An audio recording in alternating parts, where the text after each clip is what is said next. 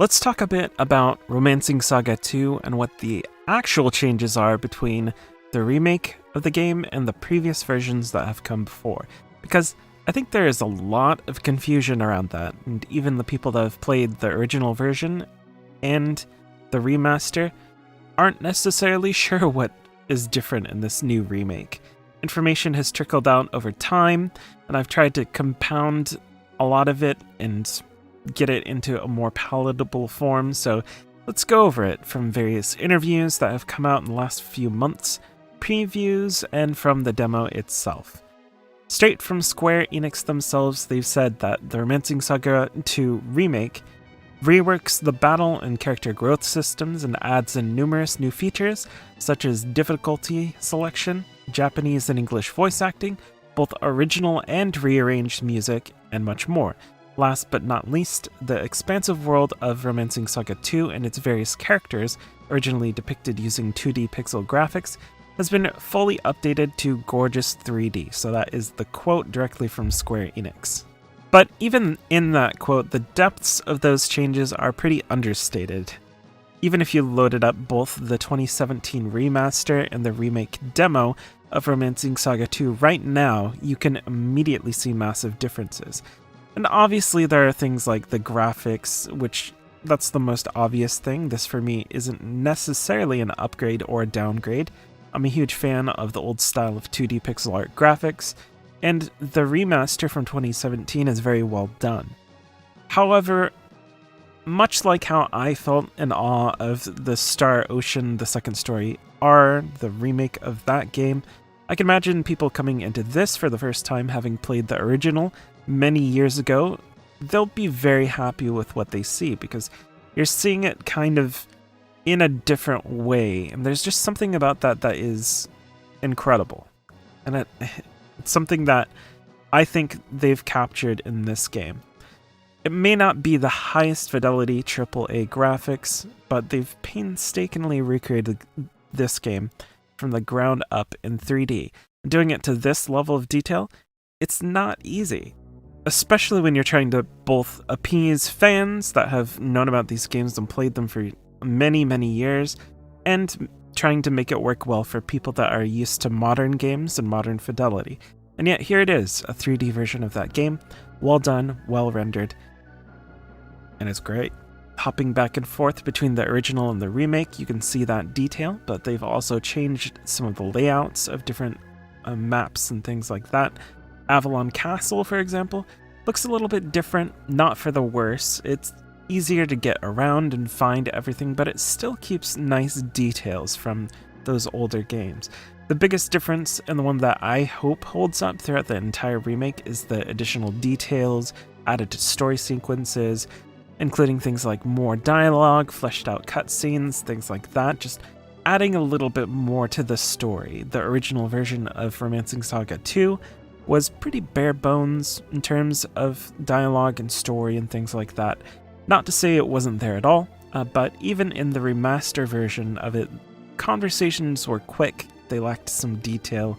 You can imagine that this sort of added detail over the course of a game that was already previously like 35-40 hours at kind of a minimum will add a lot to it for people like me that care about story characters, learning about the world, lore, and all of this stuff.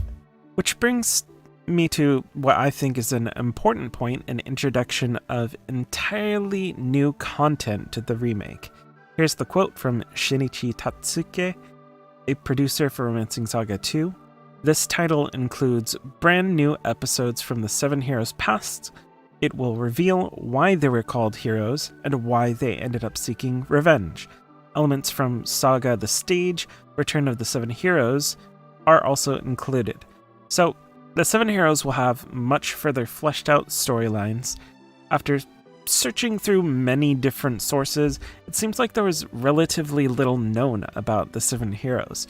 Most of the information that you learn about them from the remaster of and the older original game is learned from talking to random NPCs, small little lore tidbits here and there, and obviously your fights with them. So the fact that they've taken time to really flesh out these major characters in the remake makes me excited to learn more about them.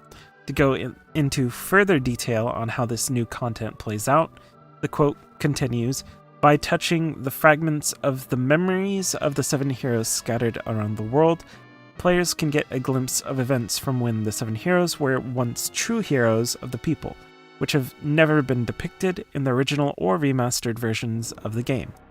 The memories explain why the 7 heroes became enemies of mankind, and by collecting all of the memory fragments, something special may occur." So it seems like there's sort of a collectible system that will play out through the course of the game, and you can get some sort of bonus from collecting them all, which could be a pretty fun thing to do. I think that'll be like flashbacks to different events that may have happened in the past, maybe the specific events that took them in the direction that they eventually went and created them as antagonists for us. As for more details on characters in general, it's hard to say exactly how this plays out with the protagonists, because while Gerard and some of the characters tied to him have some early story beats, the story takes place over a long period of time, with various generations, so there won't necessarily be the same kind of character development that you would see from a more linear game. Since you are changing characters a lot, that isn't necessarily a bad thing, but in the original game, the characters in your party can end up feeling a bit more generic. I'm really curious whether this will be completely the same, or whether they've done something to make you feel a bit more connected to those characters. The demo doesn't get far enough into the game to answer that question, so we really don't know. But there are definitely ways that you can have these sort of more template characters and still flesh them out, allow you to make your own stories with them. We'll see if they do that. As for game systems, those have changed a huge amount. The original menu was much more along the lines of the games of that time. Think like early Final Fantasy, and it was very bare bones. There are so many systems under the surface of Romancing Saga 2 that had pretty much no menus. Weapon levels, spell levels, the progress of your kingdom, all of these things now have menus to them. A lot of that is in the Imperial Standing menu, which is a huge quality of life change, and that's really just one of many quality of life additions. Another big one is the addition of quest markers. Now, before veteran gamers and fans of the original pull out their pitchforks, I will say that you definitely can turn off quest markers in the menu, and this is done very easily. I personally will most likely be turning them off because it's too easy to get obsessed with playing Find the Marker and to end up not actually enjoying exploration. This is a thing that people mention a lot in games like, Ubisoft games where there's so many markers on the map, you end up just chasing markers instead of actually exploring. But the feature is there if you need it or you want it, which is great because it can be difficult to find out where to go next. The Imperial Chronicles are also a good addition for this, and they'll help you out figuring out where to go. Those sort of existed in the remastered version of the game to some extent. I think it was called like the Imperial Log, something like that. But the Chronicles give added details about what your current quests are, keeps track of quests that you've already completed, gives some little details, which is fun.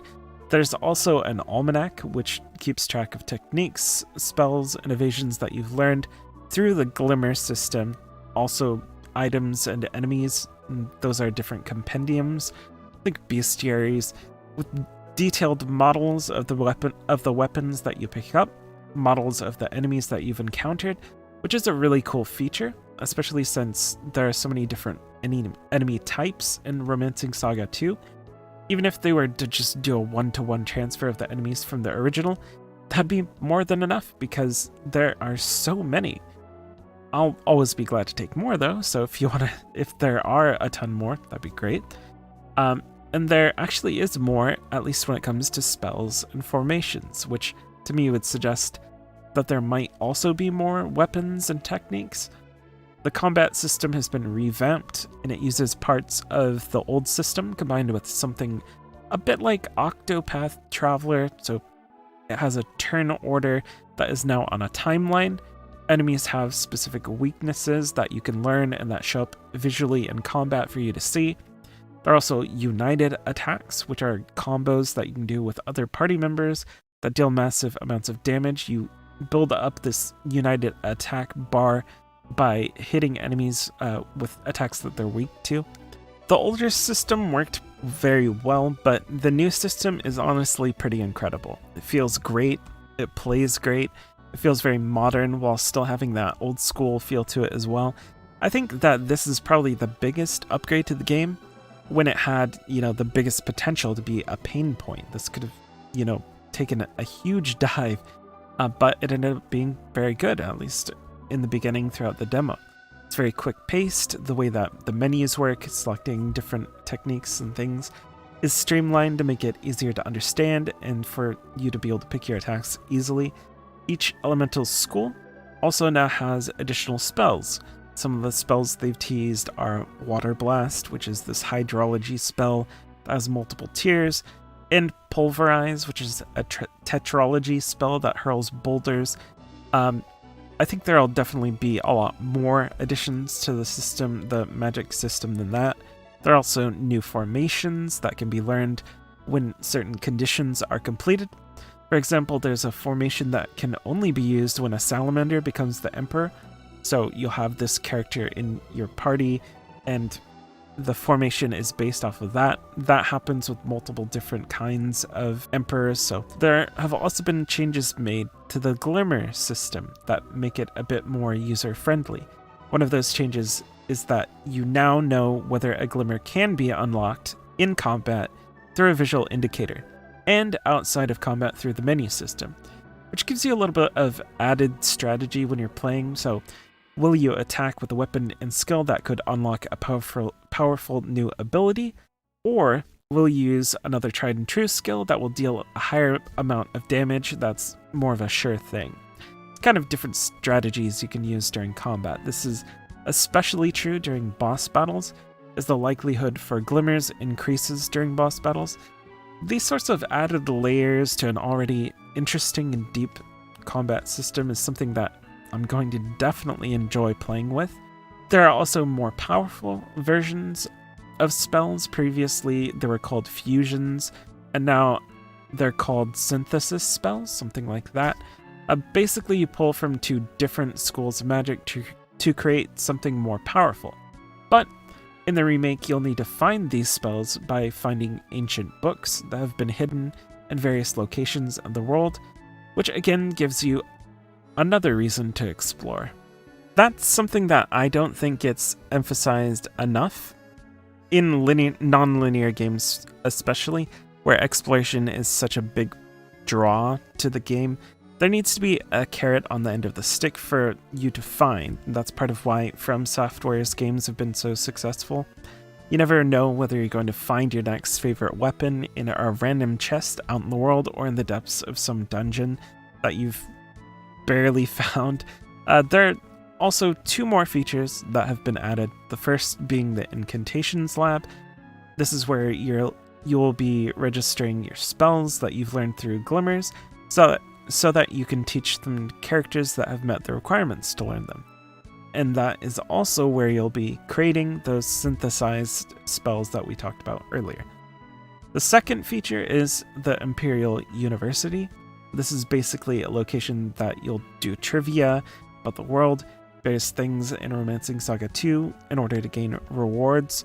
Passing trivia exams will gain you materials and gold and stuff like that. Many of the features from the 2017 remaster will be in the remake, though it isn't clear whether all of those will be added. We'll be getting things like the Avalon Gardens, where a tree will grow that gives you extra currency for building out your city. And obviously there's going to be the additional classes. Different versions of Romancing Saga 2 added a few new classes, such as the Ninja and the Diviner. These are confirmed to be in the remake, along with some new classes, such as the Blacksmith and the Dancer. From what I understand, there were originally 25 different classes. Not 100% on that, but 2 were added in either the remaster in 2017 or the version released in 2010. And now there are 30 classes in total. What's a little bit unclear is the class that's called the Automaton, which appears to be a class that was in either the original game or the remaster, but was possibly a secret class or something, like a secret class or secret character. That seems to be what the final and 30th class is, so if someone knows a bit more about that, feel free to tell me in the comments. I don't really know a ton about it. Whether or not the Maze of Memories will also make it a return, which is something that was where you would unlock the classes from the previous 2017 remaster. I'm not sure. I would imagine it would be, but there hasn't been any mention of it in any of the promotional material that we've seen, so it's kind of unclear. Mr. S is also a new introduction to Romancing Saga 2. He's a character that seems kind of similar to the Wonder Chef in the Tales games, but in the remake of Romancing Saga 2, he'll give you a sticker each time that he's found, so he'll be in various different places throughout the world, dungeons, towns, all that stuff. When you find him, he'll give you various tips about things like hidden chests, or he might give you a boost to the amount of gold you get from encounters, stuff like that, just little things here and there. You'll be able to keep track of your stickers that you earn through the Mr. S Finder. So, that brings me to the end. When I say it was difficult to find all of this information, it's not an underestimation. There was a ridiculous amount of information about Romancing Saga 2, the original, the remaster, and the remake. But because it's a pretty complicated game that people love, sifting through all of that and cross-referencing between all the different versions, when everyone's getting the remaster and remake confused, it was a little bit of a nightmare, I'm not gonna lie. So hopefully this gives people a reference that's a bit more palatable to go through, something that's easier where you can find most of the information. I'll also be adding some links in the description box for various sites that could be helpful to you with information both old and new. Obviously, we'll be learning about the extent of new content added after the game comes out, so there could be a lot of new stuff that they haven't mentioned yet at all. We'll just have to see. If anyone has anything more to add, feel free to do so in the comments. Yeah, that's it. Thanks for watching.